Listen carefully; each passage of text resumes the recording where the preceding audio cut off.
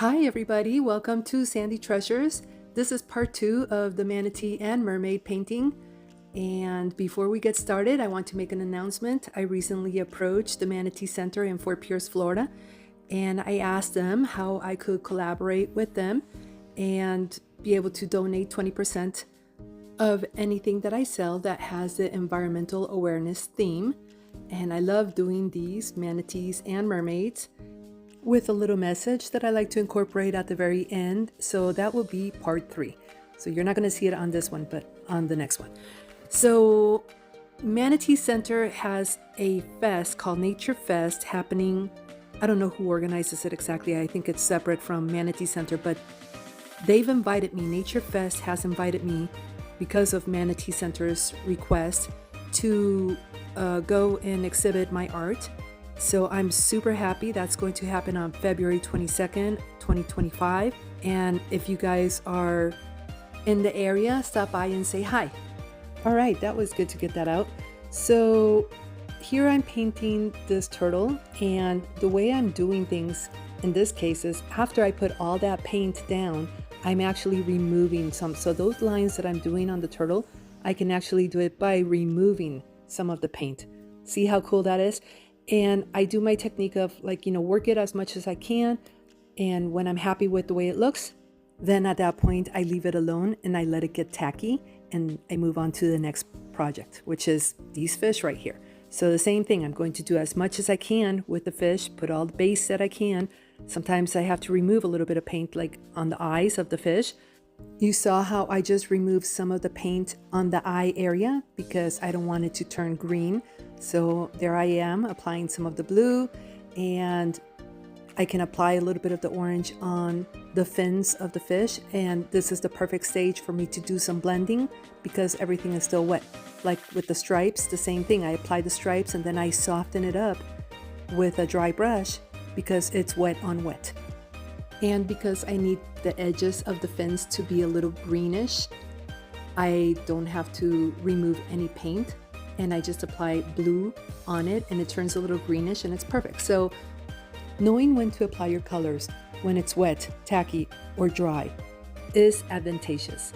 And I let the fish dry for the last final touches. And then I move on to the tail.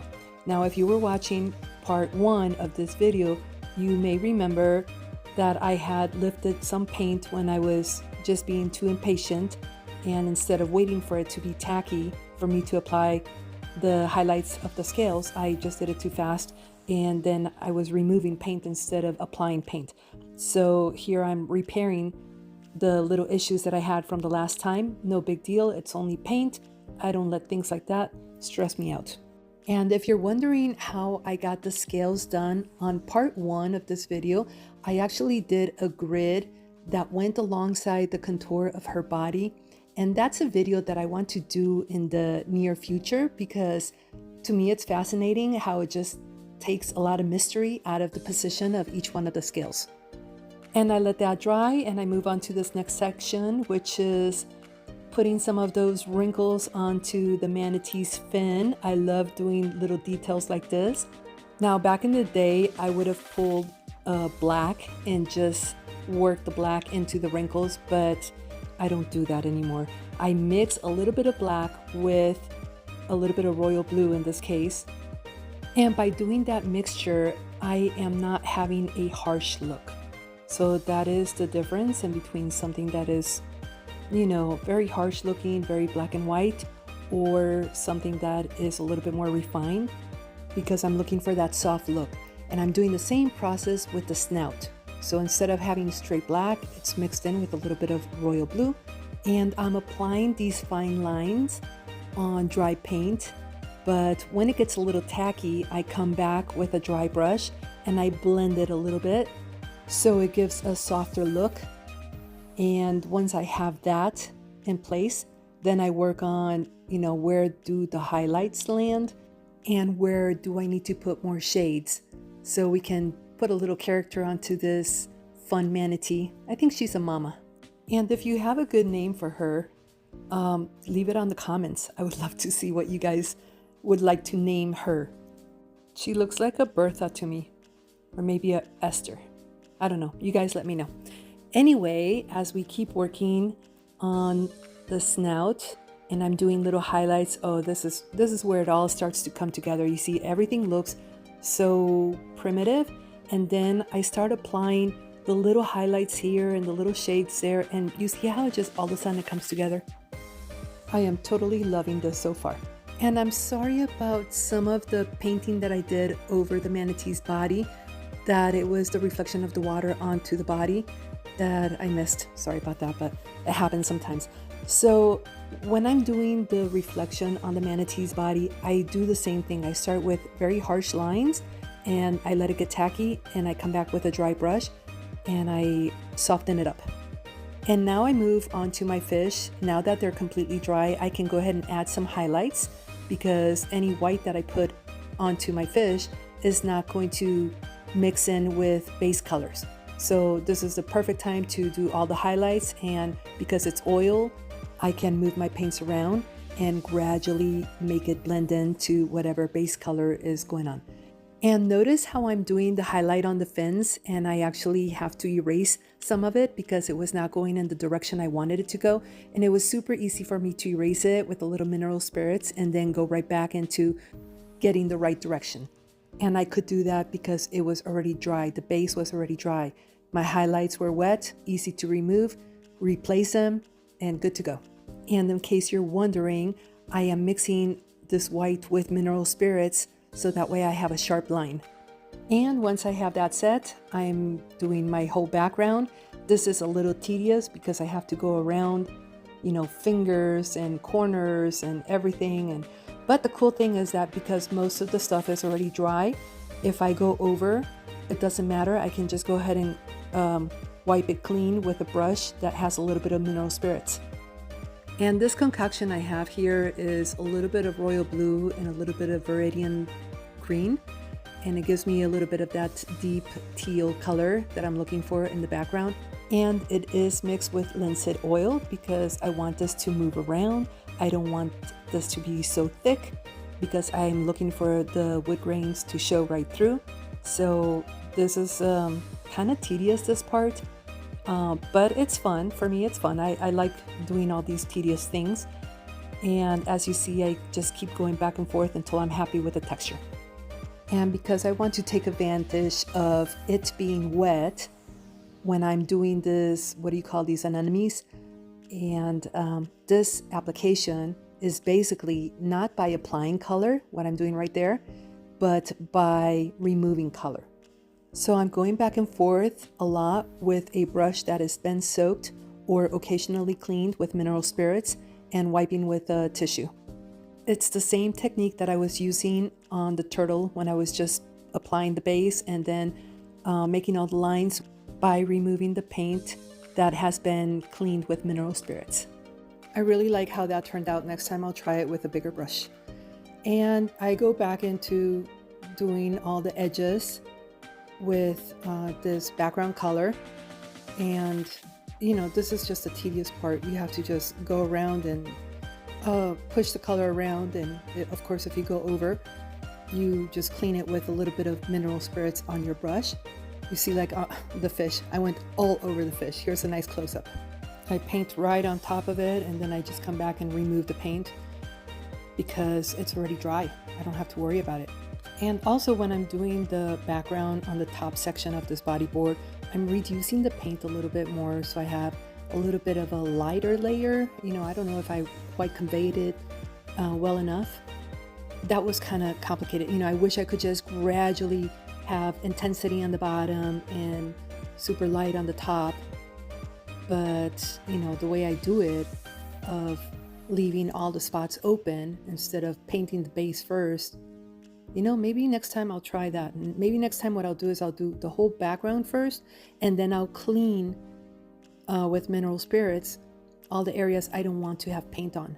I think I'm going to try that because it would have been easier. Yeah, I think that would have been easier. All right. That's going to be one of the future videos. I'll show you guys how that works. So this is looking nice. I really like the way it's coming out. And once I am done with doing all the background, I go right back to the turtle and I start doing all the details on the turtle. And it's fairly simple because I already have the pattern of the shell kind of like carved out. So that's the first thing that I like to tackle.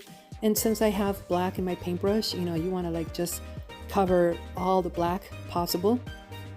And it's actually black mixed in with brown. It's not pure black. I don't like using just pure black because pure black tends to make things a little bit harsher unless it's absolutely necessary. And by the way, everything that I'm doing right now, this is like 2 days after I did the base. So everything is super dry and it's easy to just go ahead and do whatever I want to do. If I make a mistake, I clean it with another brush that has been soaked into mineral spirits. And I don't have the brush like soaking wet soaked. I wipe it on a tissue before I hit the canvas if I'm wiping out. Just because if your brush is soaking wet with mineral spirits and you go ahead and clean the excess paint on your canvas, you have a risk of leaving too much mineral spirits on your canvas and letting it drip down, and that can create another mess. So I always, pick up the mineral spirits or clean my brush with the mineral spirits and then clean it on a towel, paper towel. And then I go ahead and clean whatever it is that I have to clean on my canvas with it. So it works out really good. And another thing I need to mention is that thank you guys so much for watching this, because just by watching this, you are actually supporting my channel. And if I can get this going, oh my goodness, it's going to be so much fun for me to go out there and show one aspect of environmental awareness in the form of art to everybody that I can possibly show. So for that, thank you for your support. I think that's amazing nowadays. YouTube has made it to where anybody can put their voice out there. And I really like that. I've learned a lot from YouTube. I continue to learn a lot from YouTube. Anything that happens in my life, basically, if I have a question, I pretty much go to YouTube. So YouTube has definitely given everybody a voice. Now we don't have to depend only on people that have money to broadcast. Now anybody can actually broadcast and speak their mind, or expose their cause or whatever. And I find this fascinating that we can actually do this nowadays, support somebody without spending any money. That's amazing. And now that I'm doing some blending touches onto the turtle, because basically everything that I've been doing on the turtle has been on a dry base, right? So by the time I apply the last of the colors, everything has gone kind of like tacky. So I applied first the black, and then I applied red, I believe, or brown, and then I applied some of that white looking color, and I let it go kind of tacky. And then I blended a little bit with a dry brush, because all these colors on the turtle shell needed to be softened just a little bit. So I finished all the colors, and then I went with a dry brush and I just barely passed it on top. And then I went for all the grooves of the turtle shell, and what I'm using is a paintless gray, and I'm going very carefully all around. I think the paintless gray is also mixed with a little bit of white in some sections, but I'm not going into details with the colors on this video. I'm just kind of like giving you a little bit of a reference if you wanted to know. And I do that because when I do use pure white, I want it to pop. By doing all these lines in between all the patterns of the turtle, it actually gives me an opportunity to give more texture, right, to the turtle's patterns, because I'm not doing it in between every single little speck. I'm doing it in between some, and by leaving the other ones without touching it, it gives me like that mid-tone, so I have a lot more texture, and that to me is a lot more pleasing to the eye. So after I'm done with that, I start tackling the hair, and I know right now it kind of looks like a helmet. It doesn't look right, but just hang in there. You'll see how it starts to come together. And by now also the skin tones are all super dry, so I'm not afraid of going over skin tones because I can clean it with my brush wet with mineral spirits, right? So I can just work the texture as I please. If I'm not happy with something, I can move it around, shift it, lighten it, darken it. And I do play with the hair a little bit until I'm happy. And then when it comes to the edges, especially on the forehead where the hair meets the skin, On those sections, I end up having to add a little bit more skin tone, and what you want to do is just blend it so that way it doesn't look like a helmet. Right now it totally looks like a helmet, but at this point I'm like trying to soften a little bit and give her a little bit of a hairline and remove some of the hair that has ended up on skin tones like on the arm and on the face, etc., before I start doing some, strands of hair. So I'm basically basing in the hair, putting all the basic colors in the hair, and then I come with my liner brush, which it has whatever color it is. Let's say I'm using white with mineral spirits, and that is going to allow my paint to move and to stretch quite a way. And I find that, at this point I might as well include the ear because it looks weird without the ear, right? And another thing I do is, just in case you guys didn't notice, that hairline, a lot of times I'm adding skin tones with my liner brush right into that hairline, as well as whatever color, like that dark gray that I'm using. So that way it softens it up quite a bit. And I am not done, but I am done for this session.